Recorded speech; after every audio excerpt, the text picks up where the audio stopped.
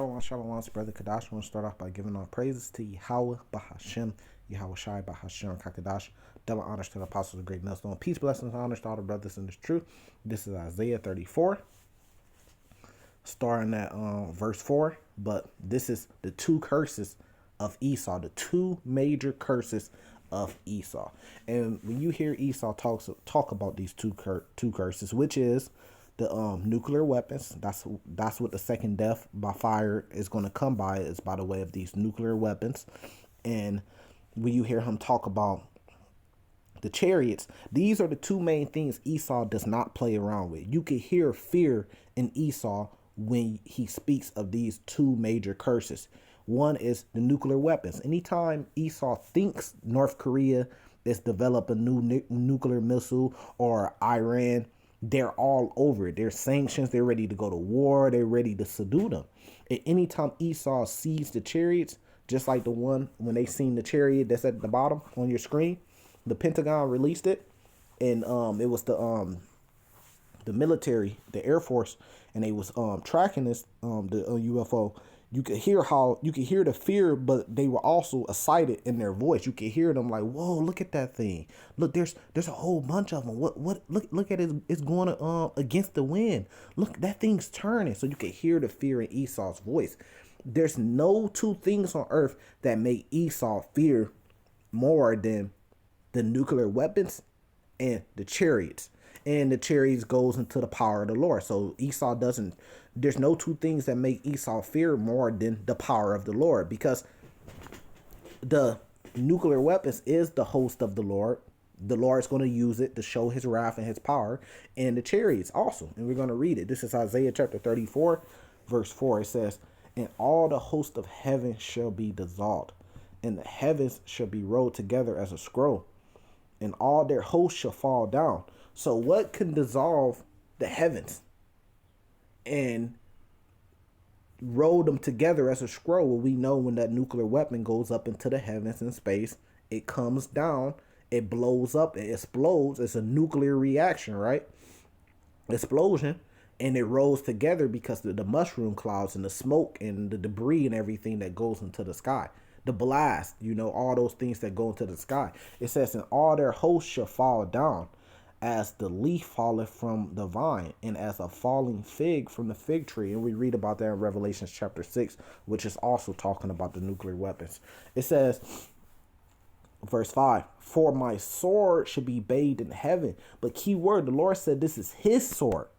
He said, "My sword should be bathed in heaven." Why? Because the nuclear weapon that you're looking at on your screen, it goes into heaven. It goes into so-called space, and then it comes down and it hits its target. So yeah, it's being bathed in the heaven because it's flying in the heavens.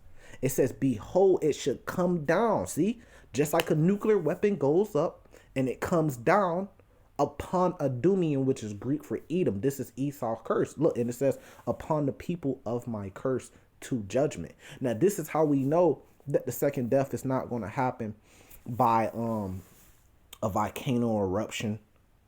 Cause I don't believe that when a volcano erupts, maybe a super volcano, they go into the skies. It goes far into the sky, the eruption, but it don't necessarily go into space.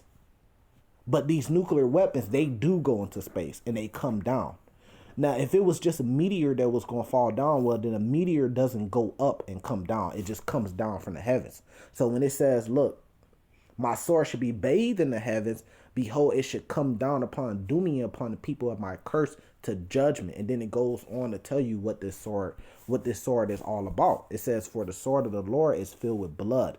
It is made fat with fatness, and with the blood of lambs and goats, and fat of kidney of rams." And it tells you why. "For the Lord has a sacrifice," because these are all sacrificial animals. So it's a parable to show you, like, look, the Lord is going to have a sacrifice in Basra in America, which is Mystery Babylon. There's going to be a great sacrifice and a great slaughter in the land of Adumium, Edom.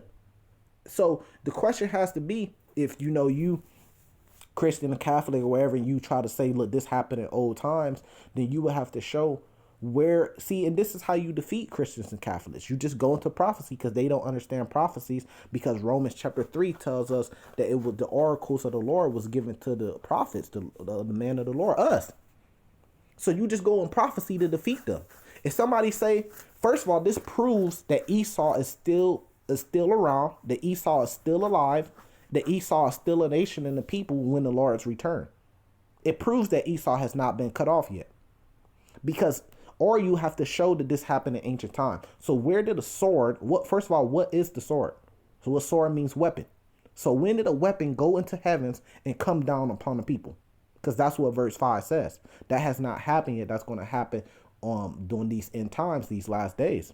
And there's a sacrifice in Basra. This never happened to Esau. No weapon went into the heavens and came down upon Esau and destroyed them yet. But that's going to happen. So this is talking about a future prophecy that has not happened, and it's showing you that Esau will still be around in the future.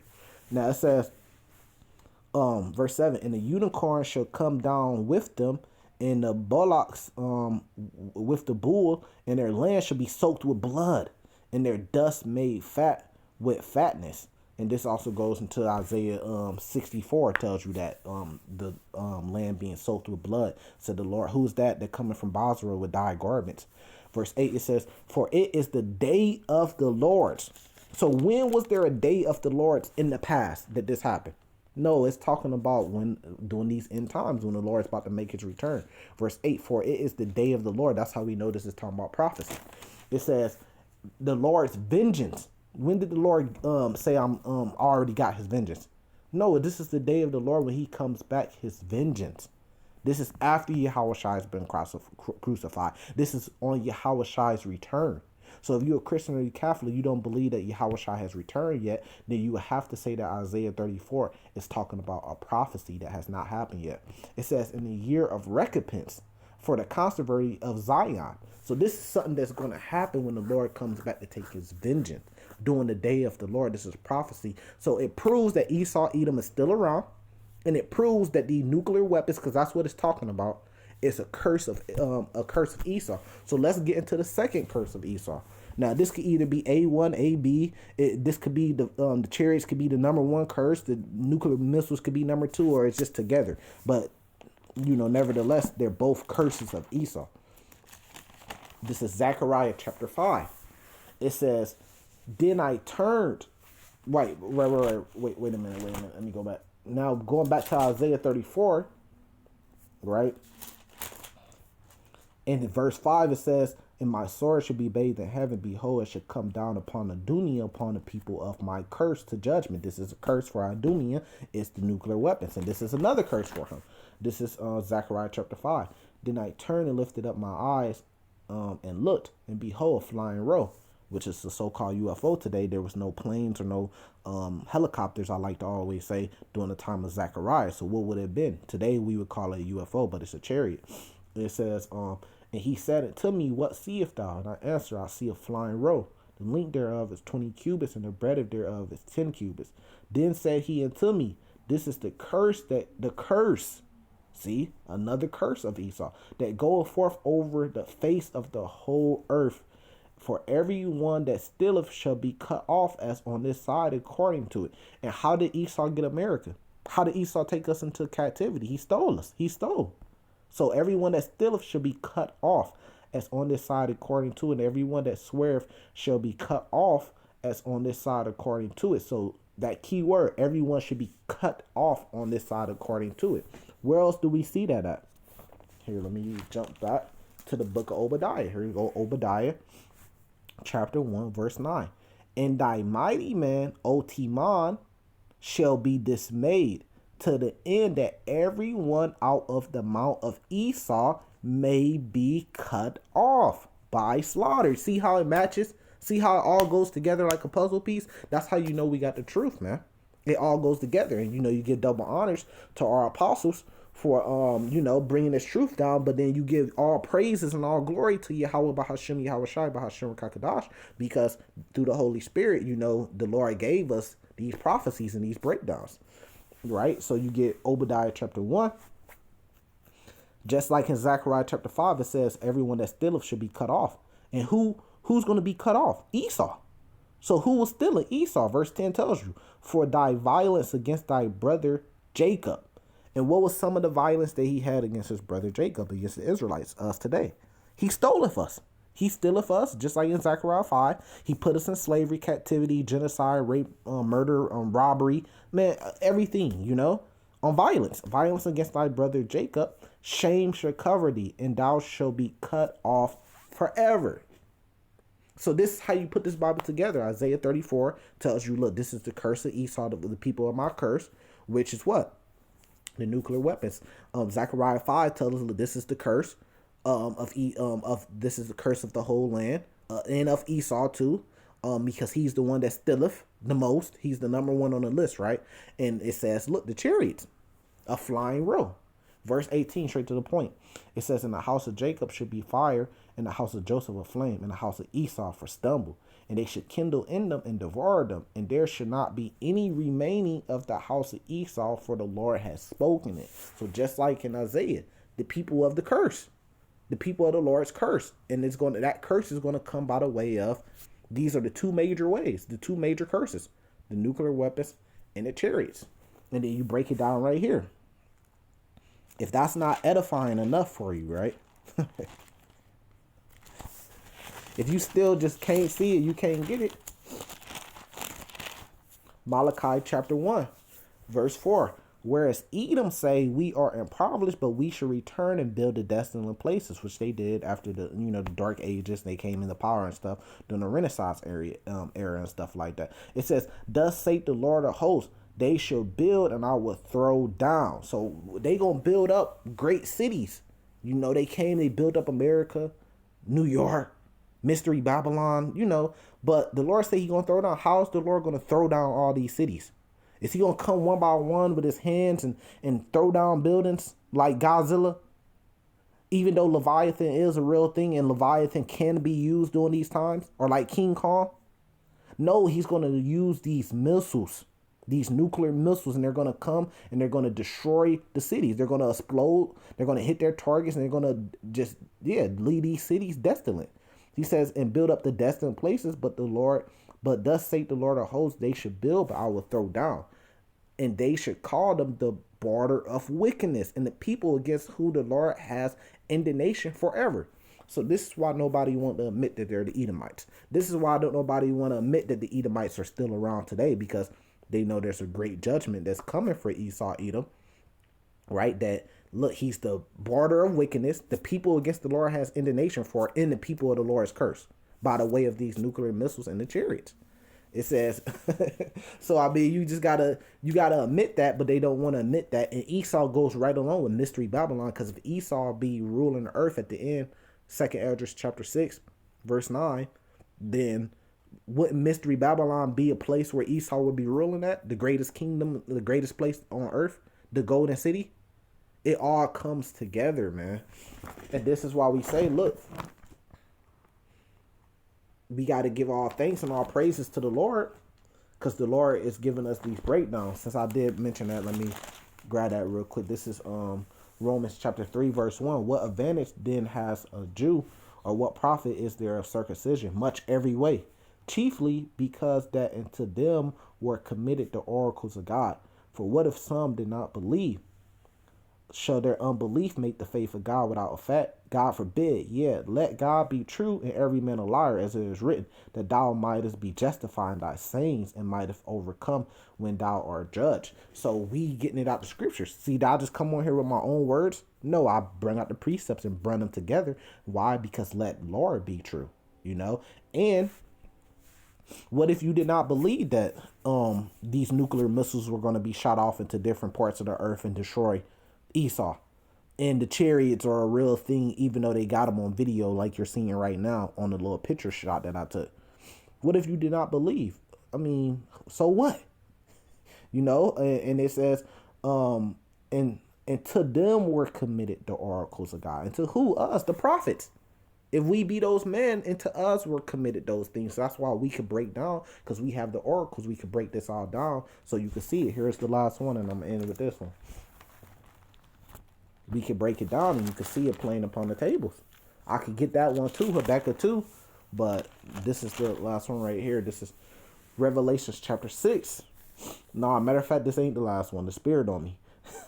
Revelations chapter 6, verse 12. And I beheld when he had opened the sixth seal, and lo, there was a great earthquake. And the sun became black as sackcloth of hair, and the moon became as blood. Why?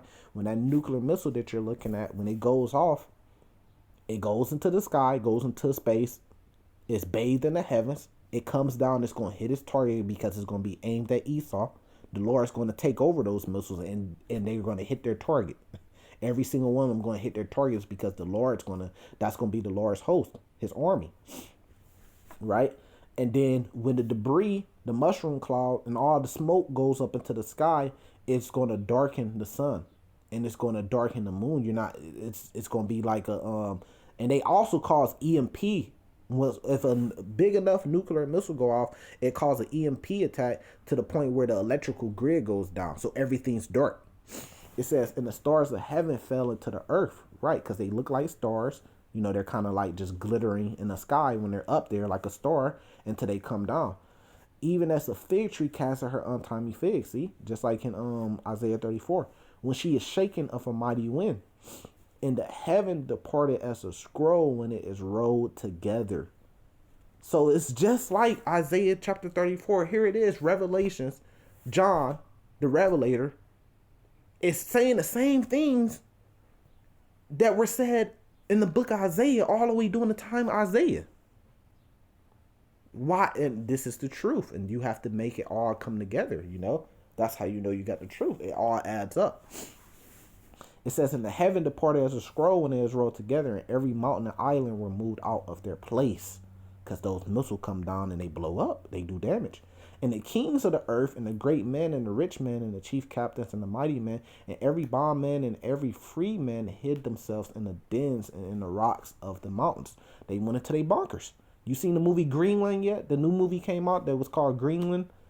And it was stuff, meteors and stuff falling out the sky, destroying everything. There was a big one called Wormwood that they said that was going to come and finally end it all and destroy everything.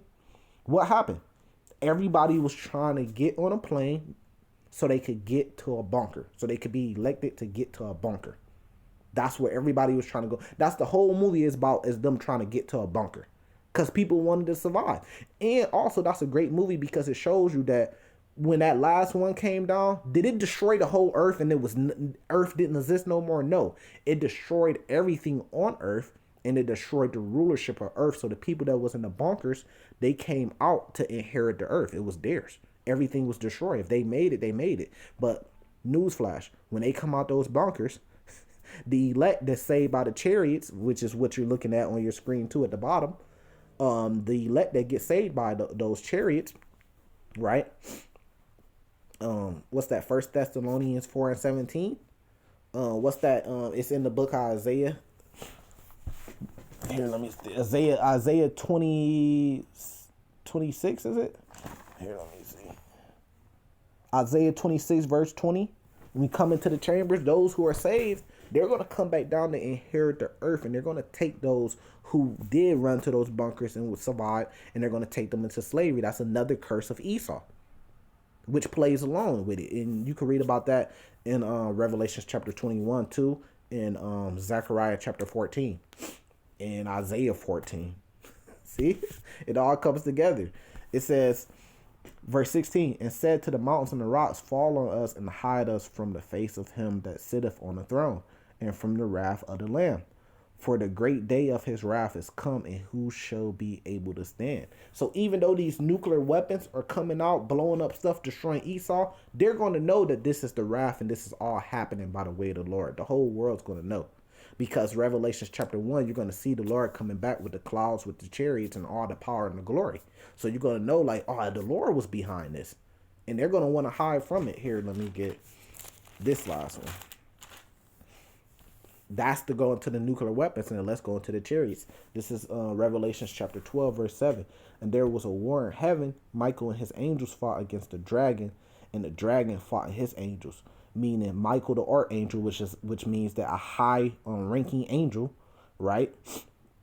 And his angels, the angels in the chariots, and what you call a so-called UFO, which is what is on your screen, against the dragon, the armies of the earth, right? And the dragon fought in his angel, Right, and his angels, which is his pilots, the people that's gonna be piloting his military pilots, that's gonna be piloting the jets to fight against these UFOs in the skies. As you already seeing glimpse of it, you're seeing glimpse. What you're seeing on your screen is a UFO, which is a chariot, and you're seeing a jet following it and catching it on its camera. That's where the radar stuff is coming in at. So it's already a glimpse of the things that's going to come, because at some point, no longer are the chariots just going to be, because they're not attacking, they're not doing anything because it's not the time yet. They haven't got the green light from upstairs from the Lord. But when they get that green light, now these chariots, that same chariot that was just moving through the clouds, is going to turn around and shoot a laser at that jet and blow it up. And then there's going to be a war in heaven. That's what this is talking about. See how clear it's made? You could see it when the prophets are breaking it down. It says, and prevail not, neither was their place found anymore in heaven, meaning that neither was their place found anymore in the skies or in power. They got destroyed. They got taken out of power. And they're going to get thrown down out of the skies because they're going to lose that war in the heavens. So, I mean, it becomes plain to see, once it actually gets broken down. Here, let me see where.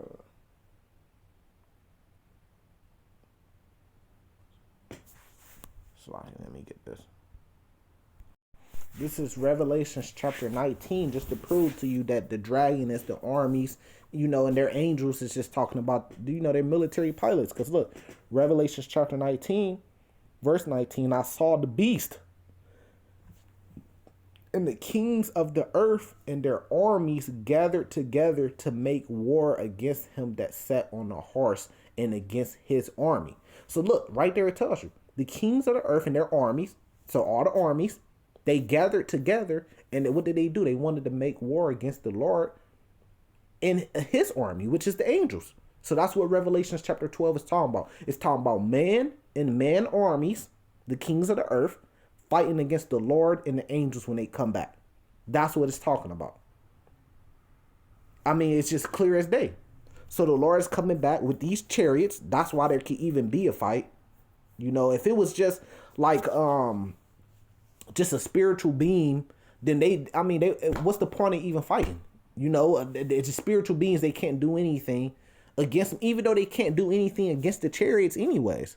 But they're actually going to see these chariots and see these UFOs. I'm talking about like from Esau perspective. Now he's going to see these chariots and see these UFOs. This is pursuant to 2nd Esdras chapter 13. And he's going to think he could fight against them. He's going to look at them like, look, this is some advanced technology. These are crafts in the air. We can fight against these crafts. And he's going to be destroyed when he tries. He's going to see the true, because the stuff that they've seen in the chariots is only a tip of the iceberg. They haven't even seen what these chariots can really do. And when he sees it, he's going to be scared, but he's still going to fight, and he's going to be destroyed. Utterly destroyed. So you have to ask yourself, if you're a Christian or a Catholic, is the Lord coming back to go to war with the armies of the earth? Yes or no? And what does that mean? Why would the Lord come back to go to war with the armies of the earth? That would mean that this whole place is a wicked place and the Lord is coming back to destroy it. So hopefully that has been edifying. This is the two major curses of Esau. And with that, I'm going to say salvation to the elect. Shalom.